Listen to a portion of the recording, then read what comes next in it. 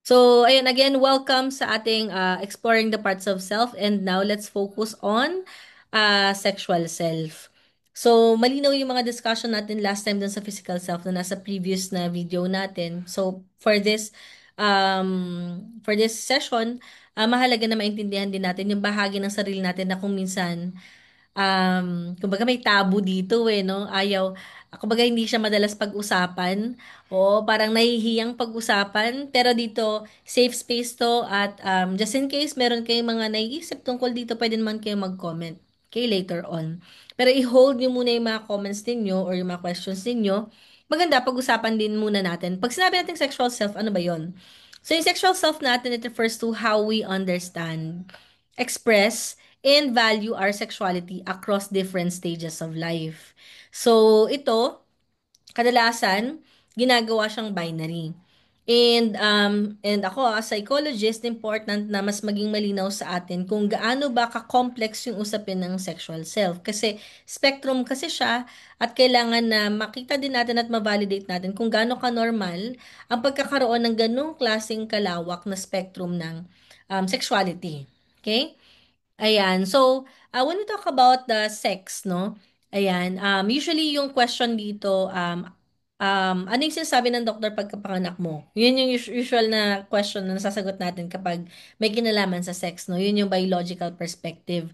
Pero kamakailan lang, na-discover ko na pagdating sa biological perspective, maraming combinations pala na po pwedeng mag-define or mag-describe, sorry, doon sa pagiging female at saka sa male. There are certain instances pala na ang female ay may ibang combination ng kanilang chromosomes. It's something that you can actually search pa further. Pero for the benefit na maintindihan lang natin yung pinaka-basic ng biology, yung sex determination natin, may kita natin dun sa autosomes natin, no? Sa sex chromosomes natin sa X and Y. But again, para dun sa mas comprehensive pa na discussion ng biological no, perspective, yun, nasa biology nyo yan at sana madiscuss yan ng biology teacher ninyo, yung complex, no, interactions at saka yung combination para masabi yung sa femaleness and maleness ng isang tao. Pero particularly, yung natutunan natin na basic ay XX and then XY. Ayan. So, meron din tayo, of course, na secondary sex characteristics, no? Sa secondary sex characteristics, dito natin madidiscover yan kapag nagkaroon na tayo ng puberty, di ba? Ma-observe natin yung sobrang, no, different na, no, na response ng body natin dun sa puberty. Like, kapag female ka, di ba?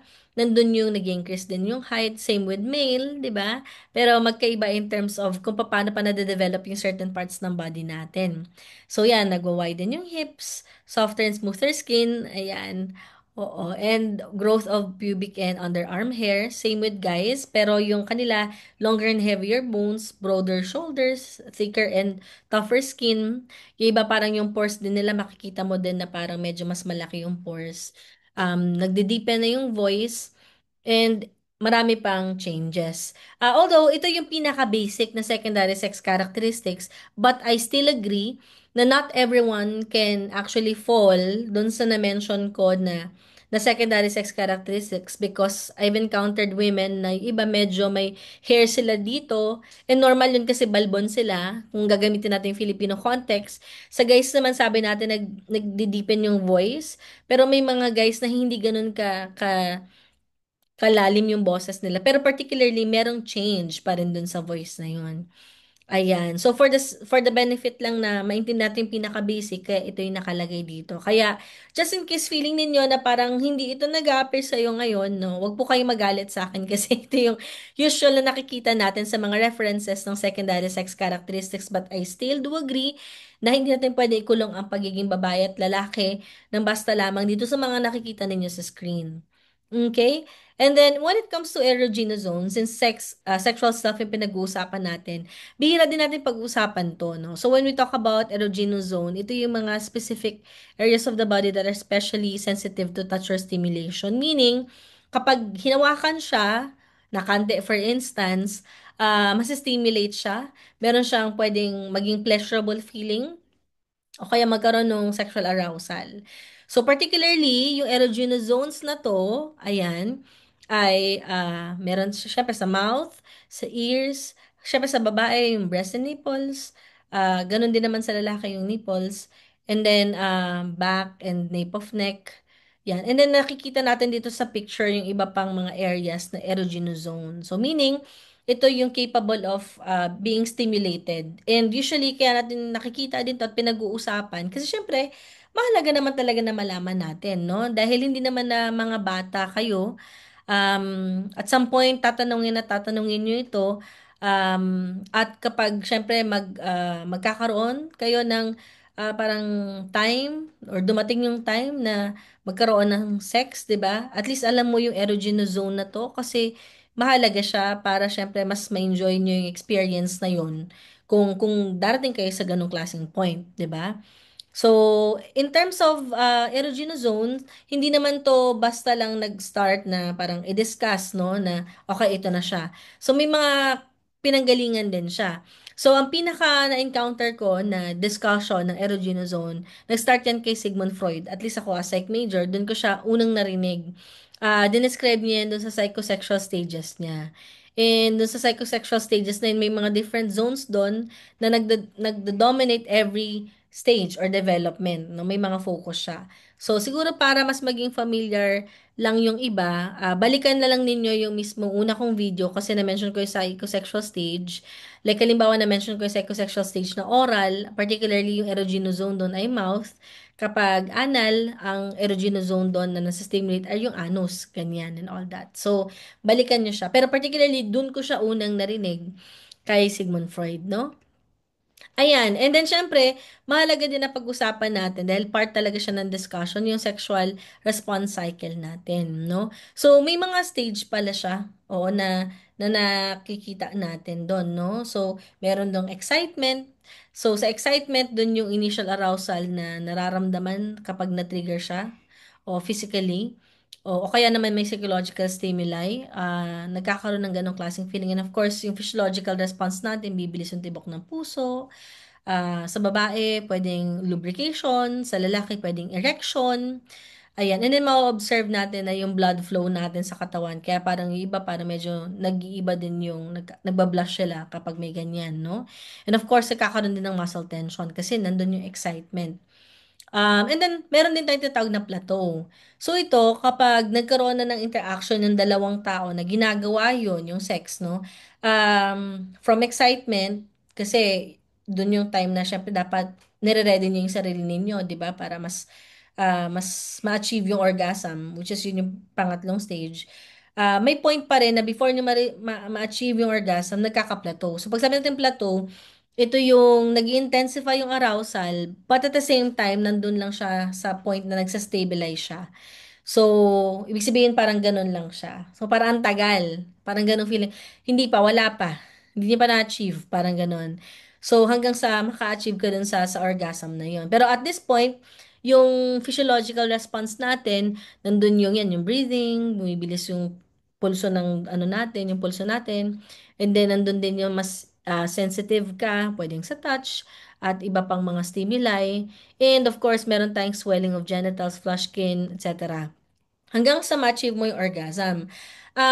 Sad to say, at magandang pag-usapan din natin to. Alam kong tabo pa to sa iba pero hindi natin to ginagawang sensor dito kasi mahalaga siyang usapan as part of sex education, di ba, and understanding of the self. Yung orgasm, sad to say, hindi lahat ay nakakaabot sa orgasm. And importante itong pag-usapan, especially kapag mga mature na kayo na individuals na kung saan nasa isang relationship kayo. Importante na marunong kayong mag-communicate ng needs ninyo in terms of sex. Hindi pa pwedeng sasabihin lang natin na bahala na yung kung kunwari nasa opposite sex relationship kayo, no? Na kumbaga parang yung lalaki yung laging nagli-lead kung anong mangyayari, hindi yun ganun. So it's also important for women to communicate yung needs nila, kung saan sila nape-pleasure, saan kayo nape-pleasure, ano yung pacing, ano yung rhythm na mas okay sa inyo. It's something na kailangan ni-explore ninyo nang hindi dapat shameful siyang pag-usapan. So, pwede yon para hindi umaabot dun sa point na yung mga babae ay disappointed dahil hindi nila nare-reach yung mismong orgasm na tinatawag o yung ganon. Pero, yon kailangan din ito marinig ng mga lalaki. Maraming mga babae na fini-fake lang nila yung orgasm nila. Ang sad, 'di ba? So imagine nasa isang relationship ka tapos di sila masaya dun sa kung anong sexual connection na meron kayo kasi hindi nako-communicate. That's why it's also important for guys kung kaya ninyo na mag-try kayo mag-initiate ng conversation kung mahiyain talaga yung mismong partner ninyo na sabihin yung nararamdaman nila, 'di ba? Like, okay ba 'to? Is it something ba na parang mas okay? Alam mo yun, tatanong ka kung ano yung pacing, anong rhythm and all that. Para, again, hindi lang ikaw yung nasa-satisfy, kundi pati yung partner mo na babae. And ganun din sa babae. Kung kaya ninyo na magtanong din, para syempre nandun din yung full experience na na-achieve nyo both yung orgasm, yun, i-communicate ninyo siya. Kasi part talaga siya, no? Ayan. And again, hindi natin ano to, no, na may iwasan na pag-usapan. Kailangan siyang pag-usapan kasi malinaw din sa mga studies na isa sa mga nagpapatagal sa relationship ng mga tao ay meron silang healthy connection, hindi lang sa quality connection ng social and emotional, but sexual connection, no? Kumbaga, nag-enjoy sila parehas dun sa sex at alam nila kung ano yung gusto nila. Ako, as psychologist and naka-encounter na ako ng napakadaming mga sessions and consultations related dito sa mga couples, no? Kasal at di kasal, na na ano 'no, na hindi nag-e-enjoy sa gano'ng klaseng, parang ano 'no, parang connection kasi natatakot at nahihiya silang sabihin sa partner nila na baka demanding or baka sabihin, "Hala, bakit mo 'to sinasabi, eh, babae ka?" Parang ganyan or, ah, "Bakit mo sasabihin 'to?" Baka sabihin ng partner na parang, nagmamarunong, ganyan. So, pero hindi, kapag tama yung tao at para naman kayo din sa isa't isa, 'di ba? Hindi mo mamasamain yung pagko-communicate ng needs mo. And actually, kapag marunong kang mag-communicate sa ganitong klaseng point ha, na medyo tabu siyang pag-usapan, na-communicate mo siya, naging vulnerable ka, ibig sabihin, marami kayong kayang gawin pa. Alam mo yon. Kasi kung itong ganitong klaseng bagay na hindi laging pinag-uusapan pero naaayos din yung pag-usapan, kapag may mga ma-encounter pa kayo sa relationship ninyo, ibig sabihin hindi na din siya gano'n kahirap pang pag-usapan kasi marunong kayo makinig sa needs ninyo. So parang puwede nating ituring yung mga gano'ng klaseng communication natin na challenges na kapag nalampasan ninyo, puwede siyang, alam mo yun, another proof na, okay, kung sakaling may mga pagdaanan pa kayo sa buhay, nagawa niyong pag-usapan yung mga tabu, 'di ba? Pero ayun, kaya niyo din pag-usapan yung iba pang mga bagay na ano, na hindi rin madaling pag-usapan. So, ano ano din siya, test din siya sa relationship, yung mga ganitong klaseng communication. So, next, resolution. Wherein, dito, yung body natin gradually bumabalik dun sa normal, unaroused state. So, okay na, na-achieve na kasi yung orgasm. Dito, mas relax na yung ano, yung dalawang tao, nagde-decrease na yung heart rate, yung blood pressure, bumabalik na rin sa normal, and all that. And syempre, when it comes to sexual response cycle, tatandaan natin syempre na di ba? Meaning, bago ninyo gawin yung sex na yon, nasa sa inyo yan kung ano yung mga dapat ninyong isaalang-alang. Pero syempre, dapat handa kayo kapag gagawin niyo yun. At sana, di ba, it's something na talagang willing, kumbaga, consenting siya. Hindi siya ginagawa ng pinilit. Kasi pag pinilit yon, rape ang tawag doon. Okay? So, importante ito na dapat safe at dapat meron tayong consent at dapat nasa tamang edad sana tayo, no? Kapag ginagawa natin siya. Nasa tamang edad dahil alam natin, di ba, mas nakakapagproseso tayo ng tama, nakakapag-decide tayo. Kaya, wag tayong magmadali sa ganitong klaseng mga ano, no? Kumbaga parang ginagawa ng isang adult, no? And then of course, dahil napag-usapan natin yung before, so during, kanina na-discuss ko naman ako anong dapat sa during, di ba, yung mga communication and all that, rhythm, pacing, etc. And then after, kasi sabi natin ng resolution, di ba? So sa after, kapag tapos na, di man basta papabayaan nyo na lang yung isa't isa, di ba? So dapat may mga aftercare kapag tapos na yung sex, di ba? May aftercare, no? So, kailangan alam ninyo kung paano lalo mas mag-relax. Hindi yung basta na lang kayong hindi na nag-usap, tulog na lang. Siyempre, may aftercare yan sa isa't isa. Ayan. Next, love, lust, and attachment. Itong mga ganitong klaseng situation, importante na malinaw sa atin yung difference na to. Kasi mamaya, nalilito pala tayo kung ano yung nararamdaman natin. Sabi mo, love, yung pala, lust, di ba? O kaya parang attachment in general pala. So, kapag sinabi natin yung aspect halimbawa, basis natin, pag sabing lust, nandito yung sexual desire. So, po pwede ba yun na isang tao nagkakaroon siya ng pakiramdam ng lust kahit wala naman talaga siyang love? Pwede yun. Oo. And I think marami sa mga generation ng millennials and Gen Z ang ganun, no? Marami-rami din. Hindi ko na masasabi yung stats, pero marami-rami yung ganun, no? In a way. So, possible siyang mangyari. Pag sabi nating love, nandito yung emotional intimacy, di ba? And usually, kapag pinag-usapan natin intimacy, it's like, nandun talaga yung social bond, yung social connection, emotional connection din dun sa isang tao na yun, at ramdam mo yung passion kapag kayo, no? So, kaya nga love siya. And then in terms of attachment naman, generally, hindi naman solely ito connected lang sa romantic attachment, di ba? Pero basically, in general, when we talk about attachment, yun, nandun yung security, nandun yung long-term bonding, pwedeng friends, pwedeng family, pwedeng romantic partner. Ayan, so at least malinaw yung tatlo. When it comes to hormones, and so may mga nag-a-appear yan, 'di ba, sa body natin, may mga physiological response yan. Commonly kapag lust yan, testosterone, estrogen. Sa love, of course, ito yung mga usually na nare-release sa brain natin, yung dopamine, oxytocin, serotonin. And sa attachment naman, oxytocin and vasopressin. Ayan. Pero alam ko naman, di na nakikita yan. Pero na-mention lang natin ngayon kasi yan yung mga involved sa physiological response. And pagdating naman sa duration, kapag last, yan ay short term.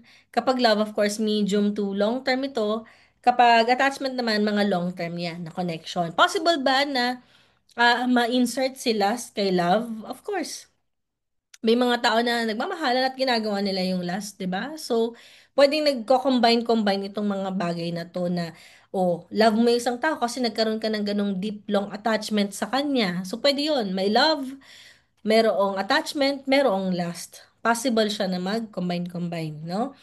Oo. So, pwede rin na separate.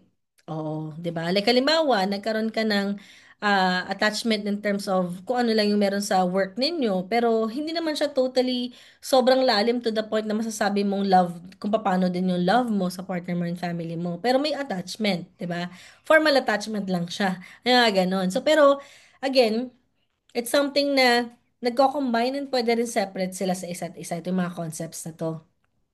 In terms of the aspect of focus, so we have physical attraction. Usually, ganun yung last talaga. Sa physical attraction yan. Ang ganda, ang gwapo, ang ganda ng katawan, etc. Ganyan, no? Yung doon siya nasi-stimulate. Nararamdaman mo sa katawan mo there's something, no? Parang, uy, may something ako sa tao na to. Nararamdaman mo siya. And again, short term yun. Kaya, huwag kayong magmadali. Oo. Kapag naramdaman mo yan, kalma lang. Oo. Hindi niyo kailangan magmadali sa mga bagay-bagay, ha? Yung mga nakikinig ngayon dito. Diyan kayo nasasaktan kung minsan kapag nagmamadali. After ma-attract, grabe makapagsunggab. Tapos hindi na ibabalik yung mismong, alam mo yun, ine-expect mo. Oo. At saka kasi minsan nalilito tayo sa nararamdaman natin. Love ko na to. Pero yung pala, infatuation, di ba? Eh, at saka kung ano-ano pa. Ayan. So, pag sinabi nating focus, ayan, sa love naman, ang focus dito syempre emotional and physical connection. Mas malalim kumpara sa last, 'di ba? E nandun yung minsan na-visualize na din natin yung sarili natin dun sa tao na yun na siya yung makakasama mo, 'di ba? Hindi na siya nagiging medium na lang or short term hanggang long term na pala. So may ganyan. And attachment, yan, po pwedeng ang ilan sa mga nagiging focus dito. Stability, syempre. Caregiving, companionship, ayan yung attachment natin. And of course, yung outcome, sa last, sexual gratification, sa love, relationship building, yan, sa friends, romantic partner, family. Ayan. Pwede rin naman mga coworkers, no? Kasi minsan may mga katrabaho tayo na parang kapatid na din natin dahil tinuring na natin sila hindi lang parang mga coworkers talaga, kundi kaibigan. Ayan. So, sa attachment, partnership, family, longevity. Ayun. So, ito yung mga difference na to. Huwag po kayong malilito sa nararamdaman ninyo, ha? Oo, baka pagkakita nyo pa lang, gusto mo nang kumpletuhin kagad yung ano, no, yung na-mention ko kanina, yung cycle, no? Yung sexual response cycle. Ayan. So, pag-usapan naman natin ngayon, dahil part ng sexual self, yung pag-identify nga, no, na-mention ko kanina, ng sexuality ng isang tao. So, malinaw sa atin na ang sex kanina, na na-mention ko ay biological aspect. At ito ay, um, hindi naman siya totally binary kasi meron tayong tinatawag na mga intersex din. Pag sinabi natin intersex, yung both na characteristics ay nag-a-appear sa kanila. Although, syempre, bawat intersex ay unique.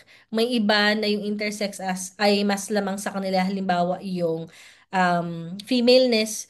Yung iba naman, mas lamang sa kanila yung maleness. O, depende dun talaga sa kung ano yung nag-a-appear, no? Na ano na trait sa kanila. Oo. So, yun yung biological pag sex. Pag pinag-usapan natin yung sexual orientation, nakikita nyo kay genderbread, 'di ba? Sorry kung ito yung ginamit ko na ano no na reference kasi baka kasi may mag-comment na, "Hala, bakit ito yung ginamit mo? Masyado mong sinimplify or masyado kong parang ni-reduce yung mga sexuality na to sa ganitong klaseng words." I understand no na may mas ano pa tayo, comprehensive na parang model to discuss yung mismong sexuality. Pero kasi ang target audience natin ngayon ay general public and kayo, no, na nag-aaral ng understanding the self kasi hindi naman talaga siya ganun kadaling maintindihan. So, kung ibobombard ko kagad ng comprehensive na mga discussion about sexuality, mabibigla. So, ang importante lang muna sa atin ay maintindihan yung pinaka-basic na foundation at maintindihan na ang sexuality ay hindi ganun kadaling pag-usapan dahil ito ay complex, oo, na bahagi ng isang tao. Same way na, yan, bawat isa sa atin, di ba? Complex naman talaga tayo. So, bakit natin, di ba? Ayan. So, going back, nakikita natin kay genderbread, kapag sex nasa baba, di ba nakita natin dito sa baba, oh, yung genderbread that can be found between the genderbread person na legs, no? Nandun yung kanyang sex. Ngayon, pag orientation, pinapakita dito sa picture natin na nasa parang puso, ganyan. To refer na yung sexual orientation it has something to do with who you are physically, spiritually, emotionally attracted to. Kasama din actually sexually, to sexually attracted to.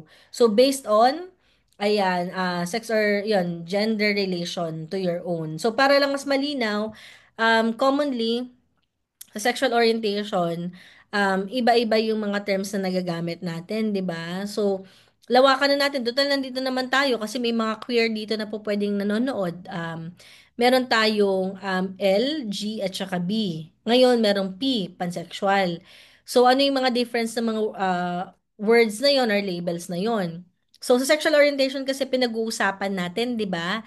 Na ito ay may kinalaman dun kung kanino ka attracted. Hindi ito nakafocus lang dun sa kung sino yung physical attraction na pinag-uusapan na kanino ka na-attract, no, physically. Kasi may mga babae na na-attract sa kapwa babae, pero just for the sake of na-appreciate niya lang yung beauty ng isang tao, pero walang nasi-stimulate sa kanya, hindi na visualize yung sarili niya. So, normal naman yon. Pero dito sa question natin ngayon na pinag-usapan natin sexual orientation, hindi lang siya basta crush, 'di ba? Ito ay against physically, spiritually, sexually, emotionally attracted sa isang tao, no? Ayun. So, usually, nagpo-fall dito yung, syempre, nandiyan naman yung straight, no?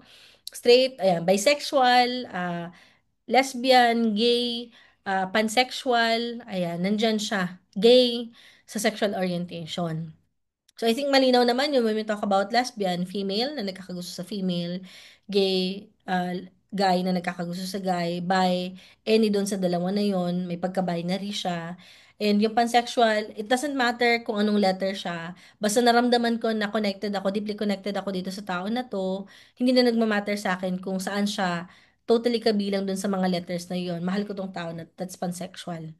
Yon, si pansexual, no? Ayun. And when it comes to gender identity, it pertains to the identity of the person. Yung kanyang how this particular person perceived yung kanyang sarili. Okay? So, nakikita natin dito sa picture, yung identity nandito siya sa brain. Okay? So, kung paano niya perceive yung sarili niya. Mhm. Ano yung inner sense of self, ganun din, no? Yung inner sense of self. Hindi siya nananakaw ng iba, kasi sa sarili mo yun eh, 'di ba? So, like what I've mentioned, medyo complicated yung mismong ating sexuality. So, there are people na biologically, 'di ba, pinanganak sila as someone na ganito, and then eventually they realize na as they grow, parang nagmo-move sila from this spectrum, part ng spectrum, biglang nasa kabilang spectrum pala sila. And mahirap siya actually ma-explain ng slide kasi kung hindi mo naranasan ng isang tao, baka hindi nagme-make sense sa'yo. Pero siguro para makarelate ka, yung simpleng question lang na paano mo nalaman na ikaw ay ay straight, 'di ba? Kung sa straight person to na perspective, like paano mo nalaman na straight ka? So nalaman mo kasi nagkakagusto ka sa opposite sex. Oh, so parang paano mo nasabi pa din na talagang straight ka? Wala, di ko alam kasi nagkakagusto ako sa opposite sex. It's almost the same thing. Something na nag-a-apply din sa isang tao na nagmo-move dito sa gantong spectrum, dito or ditong spectrum sa ganito. So meaning kung kunwari siya ay pinanganak halimbawa na female and then eventually na-realize niya na parang hindi siya hindi nag di siya nagsasubscribe dun sa idea ng femaleness na yon kasi nakikita niya at nafe-feel yung inner sense of self niya as a man. So pwede siya mag-transition from female to male. Ang tawag doon ay transgender. Generally, transgender yung term na yon. Pero to be specific, female to male, trans man. So kung kabaliktaran naman, male siya halimbawa, tapos nag-transition siya to female, yun yung tinatawag na trans woman. And part din siya ng education natin pagdating sa sexuality. No? So, ganon. Kung hindi pa rin siya masyadong nagme-make sense, later pwede ako mag-welcome ng mga questions. Pero basically, ganon yung mismong gender identity. Yung gender identity may kinalaman sa kung paano na nagme-make sense sa isang tao yung kanyang inner sense of self, yung mismong sexual orientation, kanino ka nagkakagusto, 'di ba? Yung puso mo, saan siya nagkakagusto, yung biological sex, hindi yan something na nababago in terms of kung saan ka pinanganak, dun ka. Pero eventually, iba, nagpapa-gender reaffirming surgery. At nangyayari yon kapag nag-identify ng isang tao na ang kanyang gender identity ay nandito or nandito. Depende sa kanya. Okay? So, pag nag-usapan naman natin gender expression, it's how a person demonstrate their gender or how they carry themselves, how they walk, how they talk, how they generally express themselves, no? Kung saan sila komportable. So, may iba feminine, may iba masculine, may iba androgynous. At again, yung gender expression na to, hindi siya necessarily connected sa kung ano yung kanyang biological sex or kung ano yung kanyang sexual orientation. Kasi iba-iba tayo na expression. Magbibigay ako isang example. Babae na talagang straight siya na babae. Ibig sabihin, babae na nagkakagusto sa opposite sex which is lalaki. Ganyan. Tapos, manonotice mo na parang yung expression niya may pagka-boyish. Ang term nga nila is tomboy. Ang tomboy ay ginagamit sa gender expression, hindi siya ginagamit sa sexual orientation. Pero commonly sa public, nami-miss nila yon dalawa. Na napag-interchange nila yung lesbian and tomboy. Okay lang naman yon. Di naman tayo nandun para i-correct sila parate, di ba? Pero generally, technical, kung sa technical, ganun siya. So, may mga lalaki naman, nagkakagusto sa opposite sex, di ba? So, lalaki sila, as in lalaki talaga na straight, nagkakagusto sa opposite sex sa babae. Pero ma-observe natin yung gender expression niya may pagka-effeminate, may pagka pilantek, ganyan ng konti, may pagka-mahinhin, pero hindi siya automatically na bakla. Okay, or hindi siya automatically na gay. Naniniwala ba kayo doon? Kasi ako naniniwala ako doon. May mga nakilala na akong ganun. And valid din siya. So, ang malinaw sa atin dito ngayon, ang genderbread person as a model at yung mismong sexuality na dinidiscuss natin ngayon, hindi siya dinidiscuss for the sake of maintindihan lang yung LGBT experience, but more of lahat ng mga tao na bahagi nito. Kasi ang SOGI ay bahagi nating lahat, hindi lang siya for LGBT. At the more na naintindihan natin yung sexuality na to, the more natin nakikita na, ayaw nga no, hindi pala sila necessarily dapat mag-a-align. Depende yon sa kung paano talaga minsan yung isang tao. Nagkakaroon tayo ng perspective na hindi pala pwedeng ikulong ang isang tao sa isang box, 'di ba? So kung imagine natin na normalize natin yung SOGI equality, edi yung mga lalaki na talagang gusto nilang express yung sarili nila na nagme-makeup sila, nagli-lipstick sila para hygienic and aesthetic, 'di ba? May mga lalaking gano'n, sabi nga nila metrosexual 'yon. Normal lang siya. Kumbaga hindi siya dapat asarin na, uy, bakla ka kasi nagme-makeup ka or masyado ka nagpapabango. Hygienic lang, bakla ka agad, 'di ba? So parang weird nun. Or lalaki ka, umiiyak ka, isipin ka agad bakla ka. Normal naman siya. Sorry no, laging ina-example ko mga lalaki kasi feeling nila napapabayaan sila sa gantong klaseng discussion kaya isinasama ko sila sa discussion kasi usually sila yung parang nakakapag-misinterpret ng mga gantong klaseng discussion, no? So, inormalize din natin na parang ma-involve sila. So, I think kasi marami naman sa mga LGBT ay totally familiar na dito sa concept na to. And yung mga women naman, sobrang open naman when it comes to ganitong klaseng discussion. Ayan, sige. Hopefully malinaw siya. And hindi ito nanggagaling lang sa opinion, nanggagaling ito sa science. It's based on decades of research and as part of the Psychological Association of the Philippines and formerly chairperson din ng PAP, LGBT Psychology Special Interest Group na connected sa international na organizations such as yung sa American Psychological Association, supported na yun yung ating studies, no? Decades of research na siya and pinapakita dito na yon ina-uphold natin yung psychological science ng SOGI. So, yung mga nile-lecture natin ngayon ay hindi galing sa akin at hindi ito opinion ko or bias ako dahil nasa queer community ako, but it's something na may evidence tayo or proof na for the longest time. And you can actually check this sa website ng Psychological Association of the Philippines. Nandun lahat ng mga references and position paper, kumbaga mga stance towards psychological science and SOGI para ma-affirm yung mga tao na sa queer community. Ayan. So, bukod doon, syempre importante din pag-usapan natin dahil to ay sexual self. Syempre, hindi natin mapipigilan ng isang tao na makaramdam. Tama? At some point, lalo na yung mga bata, medyo mapusok, 'di ba? Minsan hindi enough na sabihin natin sa kanila na o dapat sa tamang edad yun to gawin. Pero just in case may mga mapusok talaga at hindi natin mapigilan, syempre kasama dapat sa education natin yung dapat alam nila kung ano yung kahihinatnan kapag masyado kang mapusok at hindi ka ganun ka-safe pagdating sa sex, no? So, importante din yung safe sex. So, when we talk about safe sex, it means protecting yourself and your partner from sexually transmitted infections like STIs, HIV, and unintended pregnancy. Kung magiging aware lang yung mga nakikinig ngayon, sobrang mahal ng babies, no? Pag nagkaroon kayo ng anak at hindi pa kayo totally ganun ka-responsible or ganun ka financially stable, sobrang hirap niya. So, kaya importante yung safe sex to help you, to protect you, and to protect your partner pagdating sa mga bagay na baka hindi kayo handa, no? So, importante yung respect, importante yung consent, importante lalo na yung care. Kaya, dapat handa tayo. Kaya nga nino-normalize ngayon, 'di ba, sa mga schools na pag-usapan 'to, yung safe sex at sinasuggest natin 'yan, yung paggamit halimbawa ng condoms, ng mga pills. And kung hindi kayo totally familiar sa mga ganitong bagay, you can actually talk this, no, talk this to ano, no, talk about this to your yan halimbawa sa guidance counselors, 'di ba? Kasi nandun din yung confidentiality and you can actually talk about this, no, sa mga teachers ninyo na pwede kayong mag-guide para alam mo yun hindi kayo gina-judge. Pwede rin naman sa mga psychologists tulad ko. O para din aware kayo kung anong pwedeng gawin, no? Ayan, so importante na may safe sex. Okay? Para ready kayo sa mga ano, no, pwedeng mangyari. So, ano ang pwedeng mangyari just in case na alam mo na, hindi nyo nagawa yung safe sex, pwede po tayo magkaroon ng common, ano no, sexual transmitted infections, no? Ano yung mga example nito, ano? Yan, gonorrhea, syphilis, HIV and AIDS.